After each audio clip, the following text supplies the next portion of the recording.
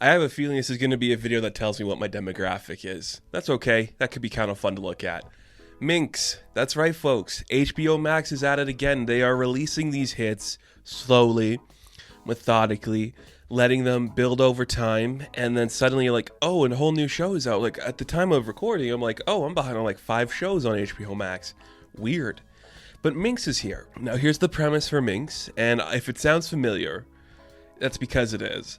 This kind of stick in the mud woman who is a feminist, who is so has her head in the clouds on the idea of the world and how she wants to represent womanhood and do all this great stuff for women. She has an idea for a magazine. And the idea for this magazine is define feminine, I'm feminine. You know, it's like all that perfect stuff, right? It's just feministic tendencies, all this amazing things. She wants to get this magazine made. No one's going to sponsor it because it's a girl magazine. You can't do anything with that until one guy comes along who does a little bit of, shady stuff, a little bit of seedy underbelly of, the magazine world of certain types of people. Besides, I'll make it. So they're going to publish it. And it kind of becomes like, a dirty magazine for girls with nice looking guys in them. And that's the story. And it's kind of like, I see where this is coming from. I especially like it in today's climate where it's like, yeah, this is a story we should make today because we wouldn't make it a couple decades ago. We wouldn't tell this story. We'd tell the story of Playboy or Hustler. We wouldn't tell the story of something like Minx where it's like, a woman's magazine doing these types of things. So yeah, it makes sense to be released today. The problem with that is that this falls into the basic tropes of what it's doing. The lead character, and not the actors, I'm just saying that the lead character is very simple in terms of everything we've seen before in the genre. If there has been any type of story arc with a character like this where she's awkward in a situation that requires some, brevity to it, it's like, okay, we've been there. When it's talking about the sexy stuff, she's a little bit of a prude and doesn't want to talk about it, and then she has to explore that world. It's pretty simple. It doesn't have that much creatively going for it in that route. I will say though, Ophelia Lovibond is doing a pretty good job of portraying that character. I'm not too familiar with her work. I know her name's appeared in a couple things I've seen, but she's good at that. She's got the face where it's like innocence meets this kind of new world view, and she's doing a good job of portraying that. So I can't be upset with doing that character right. It's a character we've seen a million times before. Some people will cringe at some of the stuff a character like this does. Other people will respect it and be like, oh yeah, I see what's going on here. That's kind of cool. Personally, I think it's been played out. It's become that kind of character trope where it's like, oh, look at all these men in their shirts. I'm trying to write a woman magazine. Look at how feminist I am, I get that. We've seen that a bunch. There's a lot of that in here, and it kind of takes it away from being something special. It just kind of becomes something else we've seen in this trope before, and that's okay. I think the biggest fault for me comes from the supporting characters, just your cliches, and that sucks. You got your strong gay character, you've got your strong woman who's willing to show herself to the world. You kind of got the sleazy publisher. It's kind of basic, and you got the risque mother who's willing to do certain stuff and say certain things for her sister while being a mother, so she has a family and a child to look after. All of these are tropes of the genre. I'm not saying that's bad. I'm just saying we have seen it so much that it becomes noticeable, and you're like, oh yeah, of course it's this character saying this thing or acting this way. She has to learn this lesson, and this character is going to say this thing about the lesson. We've seen it a bunch, and that's not a bad thing. Television is full of tropes. If you can't accept them, you can't watch television. It's just you have a great concept in here of talking about a woman's magazine, talking about these dirty ideas, things that men have been openly reading and viewing for decades. You should explore that a little bit more than just having it be a goofy comedy. I think there's something really intense there you could play with that could become something special. As good as Ophelia is, I think the standard that a lot of people are going to be looking at going into this is going to be Jake Johnson. He's a guy a lot of people like. He's got a certain demographic of people that enjoy his content.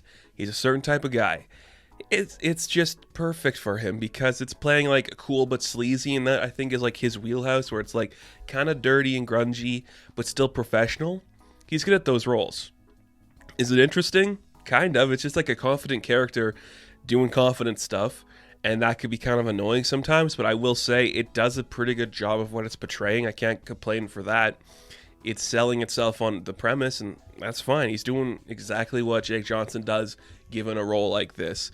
Could you get another actor in there? Yeah, you really could. I think it's one of those faceless characters where anybody could really portray that story, and it would work just as well.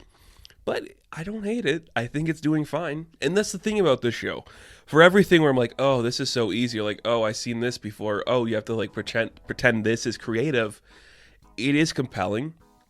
There's a nice idea about feminism inside of it, like what it means to like actually sell your magazine, what it means that your consumers want to read. There's a kind of a cool message in there somewhere. But I think like the biggest thing to me, and this is something I know is going to make some people go, oh, that sucks. It's important. Equality is important. For every pair of boobs they show on this show, there's a penis. And I think that's a great balance. Even if it's not your cup of tea, have the balance. There is a lot of penis on this show. And some people might be like, ooh, that's weird. It's like, it's a woman's magazine. They're showing certain types of men. If you didn't do it and you just had the women, that would be the problem. But the fact that you're showing both and in a positive light, it works. It is completely fine. It makes so much sense for this world, and I cannot complain about that. All of that is working perfectly for Minx. It is kind of, like that American Playboy story they made a little while ago. It's like, oh, look at how cool Hugh Hefner is. It's kind of like if we made that for millennials. It's like, oh, here's the tropes we have to show. Here's these cool people being weird and cringy and being fun, and everyone's supportive, but everyone's kind of just like still, the fish out of the water thing can get old really fast. And as soon as the character kind of like accepts her place in this world, it really starts to pick up a little bit more, but she's still learning how to do that. And I think Ophelia, like I said, she's doing good with that concept. It could become annoying. It hasn't yet. It's just a pretty basic show that will get you to laugh. It'll get you intrigued. If you want to see some penis, it's there if you want it. It's pretty solid. There's nothing special about it. It is a unique idea talking about like the magazine world. And this leads me again to say this thing I've been saying forever. We have stories about magazines and newspapers and everything. Why don't we have a show like this for comic books? Why can't we do the other side of comic books as opposed to the superhero stuff? Whatever. It's fine. Minx is kind of creative, kind of interesting. I don't think a lot of people are going to like actively seek this one out. But if you need like a mid-tier comedy in terms of television, it's not bad. Could be something to watch out for. So Minx, season number 1. I don't know if we're getting a second season. Hopefully. I'd like to see more of it because it could be fun. I'm going to give a 6 out of 10. Now, thank you guys for watching this review. Be sure to like and subscribe to the channel. As always, you can check me out on Instagram, TikTok, and Twitter. And as always, I will catch you in the next one. Have fun. Stay safe. Good luck.